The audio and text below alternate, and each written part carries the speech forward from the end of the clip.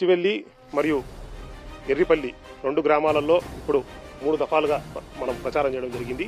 ఇవాళ ఆఖరిగా ప్రజలకు నమూనా బ్యాలెట్ చూపిస్తూ వారికి స్వస్తిక్ గుర్తు డబ్బా లోపల వేయాలి, ఎలా చేస్తే ఓటు వ్యాలిడ్ అవుతుంది అని చెప్పే కార్యక్రమంలో ఈరోజు చేస్తున్నాం. ప్రజల నుంచి చాలా అద్భుతమైన స్పందన ఉంది.